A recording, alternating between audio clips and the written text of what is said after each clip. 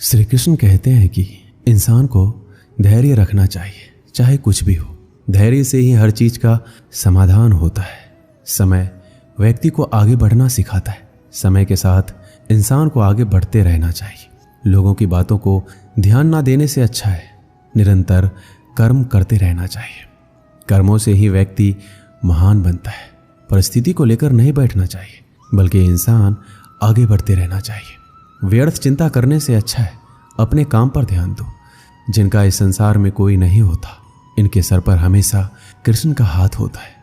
जीवन में परिस्थितियां चाहे कितनी भी विपरीत हो, इंसान के साथ जो कुछ भी होता है अच्छे के लिए होता है। जिसने एक बार मन में हारने का सोच लिया, उसे कोई नहीं जिता सकता। उसका हारना पक्का होता है। जो अपने मार्ग से भटक जाते हैं, उन्हें श्री कृष्ण रास्ता दिखाते हैं। परिस्थितियों से कतराना नहीं चाहिए, बल्कि उनका डटकर मुकाबला करना चाहिए। निरंतर कर्म करना व्यक्ति का धर्म होता है। कर्म से ही इंसान कर्मवीर बनता है। जिंदगी के हाथ नहीं होते, लेकिन कभी कभी वो ऐसा थप्पड़ मारती है जो पूरी उम्र याद रहता है। श्री कृष्ण कहते हैं, बहुत तकलीफ देता है वो जख्म जो बिना किसी कसूर के मिले हो। बोले गए शब्द, गुजरा हुआ वक्त और टूटा हुआ भरोसा कभी वापस नहीं आता। जो अंधेरे से गुजर चुके हैं बस वही समझते हैं कि जब कुछ भी नजर ना आए तो क्या क्या दिखाई दे जाता है। लोग आपकी कदर तभी करेंगे जब आप उनको उन्हीं की तरह अनदेखा करना सीख जाओगे। कहाँ मिलता है कभी कोई समझने वाला, जो भी मिलता है समझा कर चला जाता है। श्री कृष्ण कहते हैं, अपनी कमियों पर भी नजर रखो। हर बार गलती दूसरों की नहीं होती। सपना हमेशा बड़े से बड़ा देखो। चांद नहीं मिला तो क्या हुआ, आसमान तक तो पहुंचोगे। जिंदगी ने एक बात जरूर सिखाई है कि माँ के सिवा कोई अपना नहीं होता। जिसकी गलतियों से भी मैंने रिश्ता निभाया है, उसने बार बार मुझे फालतू होने का एहसास दिलाया है। क्रोध बुरा होता है, पर जहाँ जरूरत हो वहाँ दिखाना ही चाहिए।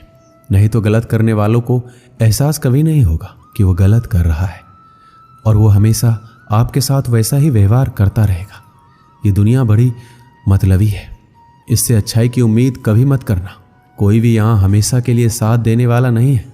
अगर जिंदगी में आगे बढ़ना चाहते हो तो अकेले चलना सीख लो।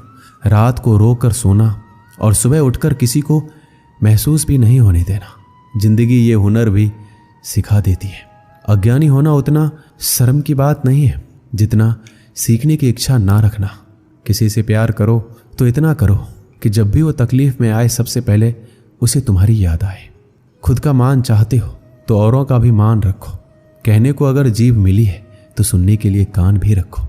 कुछ लोग हमसे फायदा उठाते हुए भी कुछ इस तरह से पेश आते हैं जैसे हमसे फायदा उठाकर भी वो हम पर कोई एहसान कर रहे हैं। श्री कृष्ण कहते हैं, किसी के साथ गलती करके अपनी बारी का इंतजार जरूर करना। जो लोग दिल के अच्छे होते हैं, दिमाग वाले लोग उनका जमकर फायदा उठाते हैं। शब्द ही ऐसी चीज है जिसकी वजह से इंसान या तो दिल में उतर जाता है या फिर दिल से उतर जाता है। किसी का बुरा इतना ही करो कि जब वो खुद पर आए तो बर्दाश्त कर सको। जब तक तुम कुछ बनोगे नहीं, तब तक ना तुम्हें कोई इज्जत देगा, ना कोई तुम्हारी सुनेगा।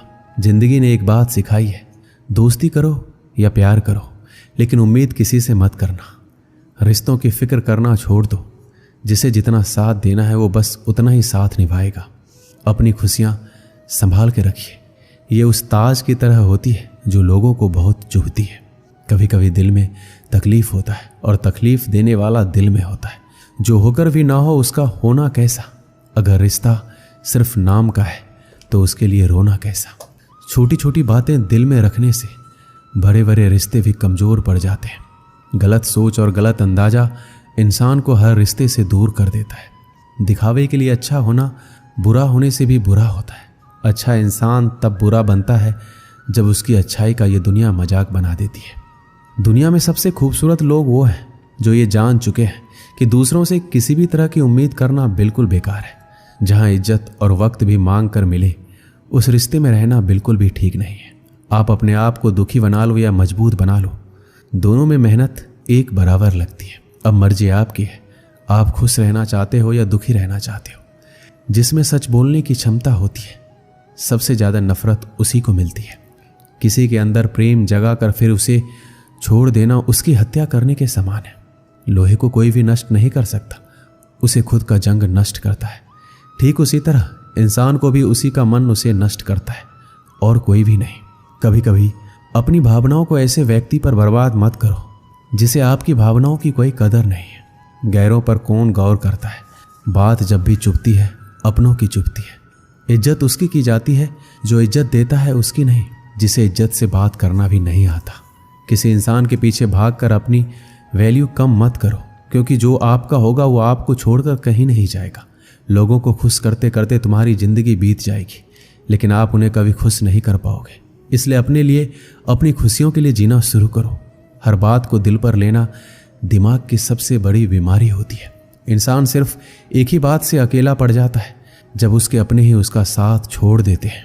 इंसान के लिए धोखे हम भूल जाते हैं, लेकिन जिसने हमें धोखा दिया उस इंसान को हम कभी नहीं भूलते।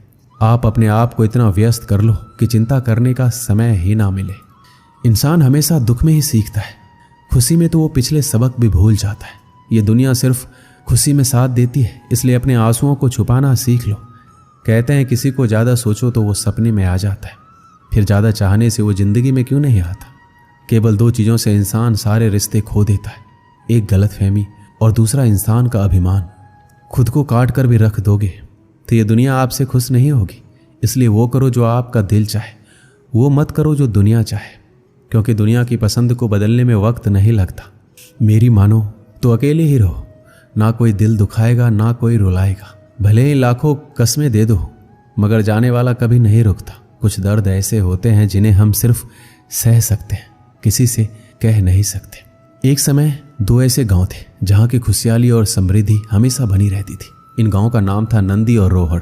ये शहर से सटे हुए दो ऐसे गांव थे जो सबसे ज़्यादा धनी और अमीर थे, लेकिन इन दोनों गांवों में कुछ विभिन्नताएं थी। नंदी गांव के लोग भगवान को बहुत ज़्यादा मानते थे, लेकिन रोहड़ गांव के लोग ज़्यादातर लोग नास्तिक थे, भगवान को नहीं मानते थे। नंदी गांव के लोग सच्चाई की राह पर चलते थे, लेकिन रोहड़ गांव के लोग लोभी और मतलबी थे। एक बार की बात है, दोनों गांव में महामारी आती है, जिसकी वजह से नंदी गांव की सीमाओं को सुरक्षा देने वाले सारे कुत्ते मर जाते हैं, वहीं रोहड़ गांव के कुछ ही कुत्ते मरते हैं। महामारी फैलते फैलते अन्य जानवरों तक पहुंचती है और नंदी गांव के सारे जानवर मर जाते हैं। वहीं रोहड़ गांव में इसका ज़्यादा प्रभाव नहीं पड़ता। कुछ समय बाद नंदी गांव में एक नई घटना घटित होती है कि जिस तालाब से नंदी गांव को पानी आता था, वो तालाब धीरे धीरे सूखने लग जाता है, जिसकी वजह से अब नंदी गांव के लोगों को पानी की बहुत दिक्कत आ जाती है। तालाब सूखने से सारे हरे भरे खेतों में सूखा पड़ने लग जाता है, सारे पेड़ पौधे मुरझाने लग जाते हैं। तभी नंदी गांव के लोग निर्णय करते हैं कि अब वो जाके रोहड़ गांव के लोगों से मदद मांगेंगे। परंतु रोहड़ गांव के लोग लोभी और लालची होते हैं। उनके पास सब कुछ होने के बावजूद भी वो नंदी गांव के लोगों की मदद नहीं करते। अब नंदी गांव के लोग हर जगह से फंस चुके होते हैं। उनके पास ना जानवर होते हैं, ना खेतों में हरियाली और ना गांव को सुरक्षा देने वाले कुत्ते। तो वह अपनी किस्मत को कोसते हैं, भगवान से कहते हैं भगवान ने उनके साथ बहुत ही बुरा किया है। तो वो सभी भगवान के सहारे गांव से हट के मंदिरों में रहना शुरू कर देते हैं। एक रात बहुत सारे चोर और डाकू नंदी गांव में प्रवेश करते हैं। जब वो लुटेरे गांव में प्रवेश कर रहे होते हैं तो वो देखते हैं कि गांव की सीमा को सुरक्षा की कोई व्यवस्था ही नहीं है। यहाँ ना कोई जानवर है, ना कोई हरियाली है, अर्थात इस गांव में कोई नहीं रहता। यह सोचकर लुटेरे आगे बढ़ जाते हैं।